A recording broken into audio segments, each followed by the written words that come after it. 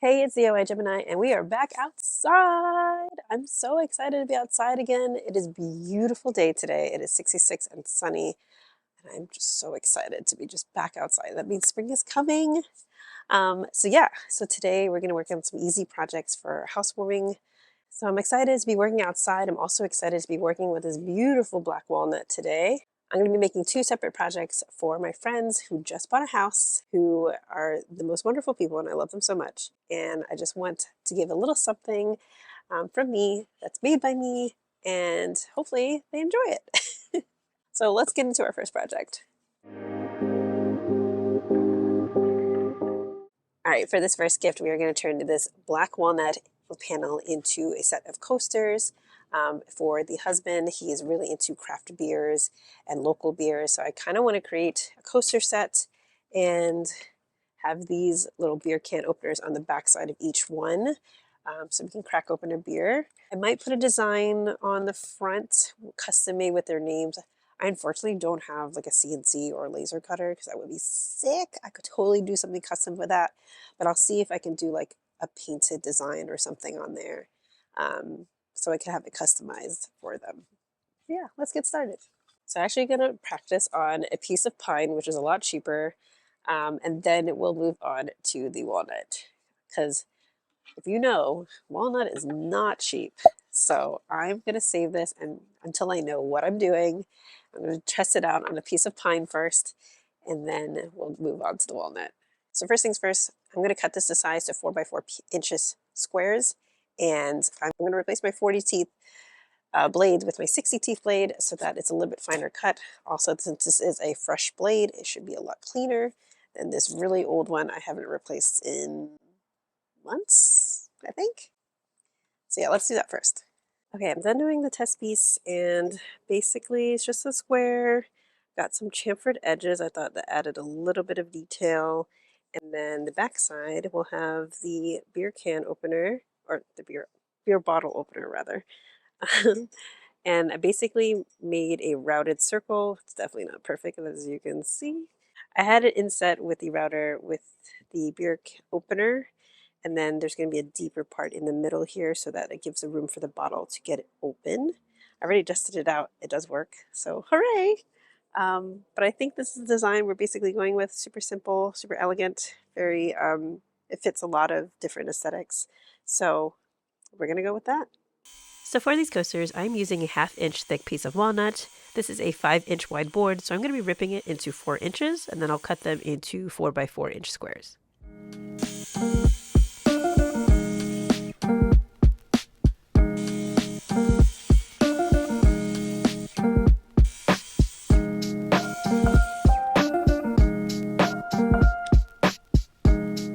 Next, I'm going to be adding a chamfer to the top edge to give a little bit more detail. It adds that extra touch that makes it look a little bit less DIY and more professional.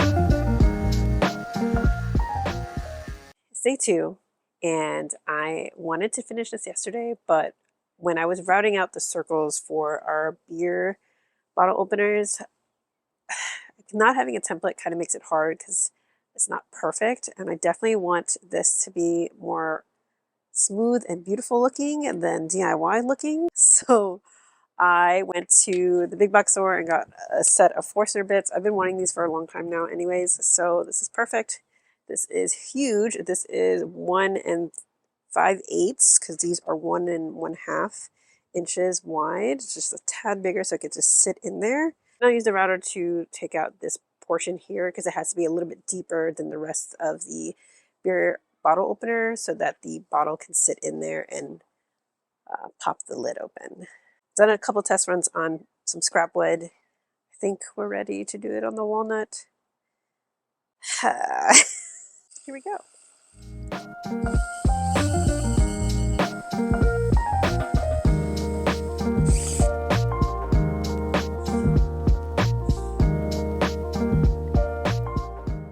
beer bottle opener is going to go on the bottom of the coaster, and I want it to sit below flush, if that makes sense. So I don't want it flush with it because I don't want it to scratch like the table if they're using that on the table, or glass or wood, whatever it is. So I want it to sit just below, so I'll do it as deep as that.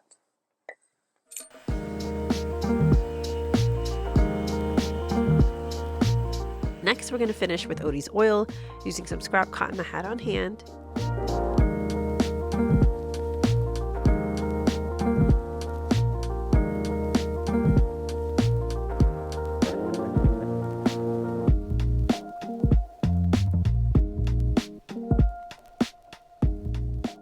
Right, so we made our coasters, and now we're going to do the case for it. I saw a couple different options online, like putting dowels, but I really didn't like the look of it. It kind of made the coasters look too messy. So I'm just going to create a simple box case around it with a little divot so you have your finger take out the coasters a lot easier. I got an 1/8 inch thick piece of walnut, and I am getting a long piece because this other part of this is going to be used for our second project. So let's make a case. It's going to be a simple box. So yeah, let's measure our height. How tall do we have to this be? 2.5, that's what I thought. The box will be assembled like so, and the front will have a cutout so that it's easier to get out the coasters.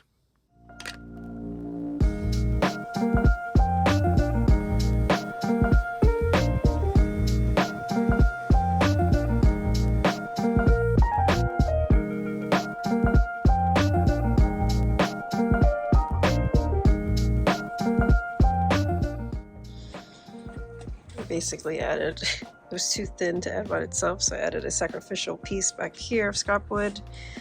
This is my temporary vise.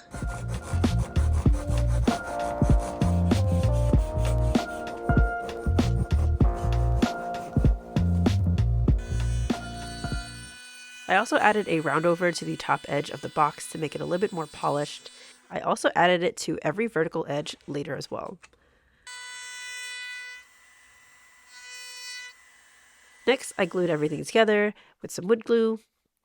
And while that dries, let's work on the design for the coasters. Now, I mentioned I don't have a CNC or a laser cutter to customize these coasters, but I do have a Cricut. So I designed the custom logo that will go on top of every coaster. And what we'll use to transfer the design is torch paste. This was absolutely mind-blowing, and I was so stoked when I found this. I think I was searching for like faux wood burning or something on YouTube, and this came up, so I'm super excited. So yeah, so this works by putting a thin but covered layer on top of the stencil, and it's important not to overload it. And after 3 minutes or so, it dries, and then I'll remove the stencil. You can kind of see the outline here of the logo. Then we'll use the heat gun on the design, making sure to move it quite frequently so that the heat doesn't overload in one space. This will take several minutes, but you're going to start to see the design, and boy, it is exciting to see that transformation to transparent to dark. This looks so sick! Last, we'll add the bottle opener to the back. Now let me show you how it all looks like all together.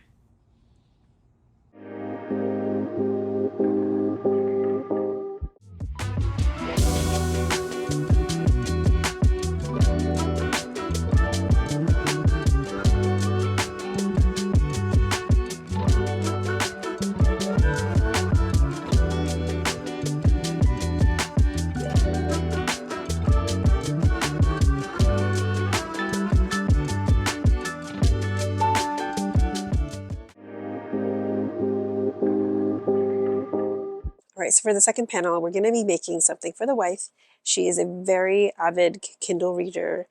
She's a very cozy vibes, so I want to do like a simple... So, quick interruption. I actually changed my mind from this original idea of making a Kindle stand situation. I thought it was just too simple, and I really wanted a slight challenge. So I'm still going to keep the cozy vibes and instead make a lamp that looks like a book. Yes! So let's get into our new plan. First, I'll cut out the front and back rectangles, which are 5 by 8 inches, and then I'll cut the binding at 2 by 8 inches.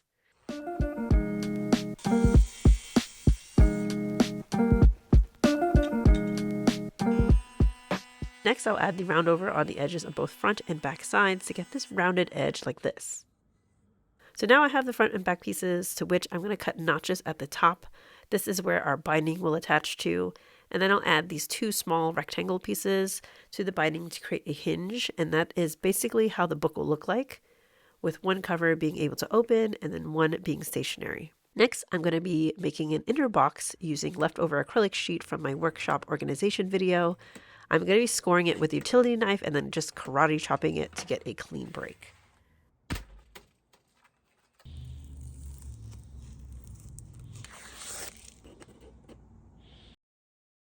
I'll then sand everything with 180 grit to give the acrylic a frosted look.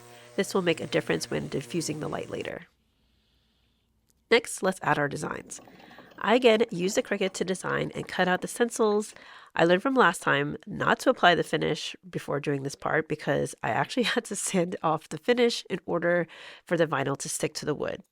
I'll then repeat the same process as we did before with the torch paste and the heat gun. Back inside now, I'm going to be sanding the inside back cover just to give it a little bit more traction so that the acrylic box that we made can adhere properly to it. I'm using contact adhesive that will adhere well to plastics and then dries within a couple minutes. I'm using this very thin birch dowel to create the hinge for our top cover. I'm going to align the cover to the binding and then drill a hole through the binding and at least a 1/4 inch into the cover. I'll then put wood glue into the hole that we just made in the cover and then insert the dowel. I'll do the same for the other side. And now the cover can move like this, which is super duper cool. I'll trim these to size later after the glue dries. This hinge was really important for me as I wanted to be able to repair it if the electronics I'll add in the next step needed repair or replacement. Then I'll attach the acrylic box to the binding. And now for the final touch, the LEDs. I got this LED strip from the big box store. I really didn't need 8 feet, but this was the best that they had. And I created a hole for the cord to go through and laid out the LED strip towards the back, towards the binding. As it is now, though, you can see the individual lights, and I didn't like that, so I'm going to add another frosted layer in front to help diffuse the light even more. Another reason, though, this LED strip was great was that it came with a remote, so we can access it from anywhere once you plug it in, and you can change the temperature and the brightness settings to whatever fits the vibe at the moment. So we are all done, so let's see it styled in my little library for now.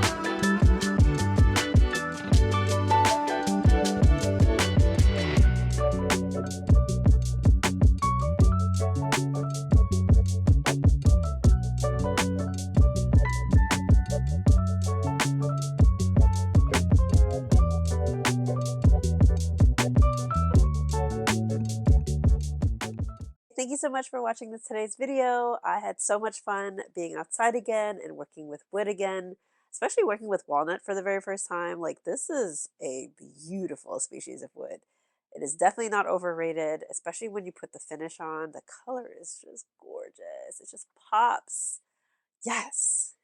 I really do love how these gifts came out. I'm really proud of them. I think I've come a long way with woodworking. Yes, they're not perfect, but I am definitely more comfortable with the router. And I'm really excited about that. And having this torch paste added to my arsenal of DIY and woodworking, it's a game changer because I don't need a CNC. I don't need a fancy laser cutter right now. Later down the road, I would absolutely love it, by the way, but that's later. For now, I could do so much, like with just the heat gun and the torch paste. So let me know what else you would like to see personalized or what we can do in our next project. Yeah, I'm just happy that this torch paste was able to add another point of personalization for my friends. And I think it's really going to be personal for both of them. And I am so excited for them to use it in their home.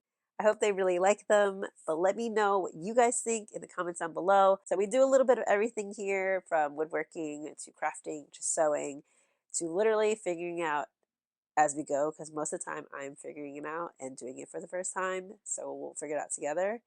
So if it's DIY, basically, I'll give it a try.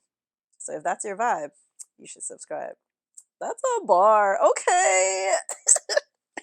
Anyways, speaking of other DIYs, by the way, I actually do have some sewing projects coming up soon because I'm going to be making some outfits for my upcoming trip. Yes, another one. But so yeah, I will catch you in the next one. Bye.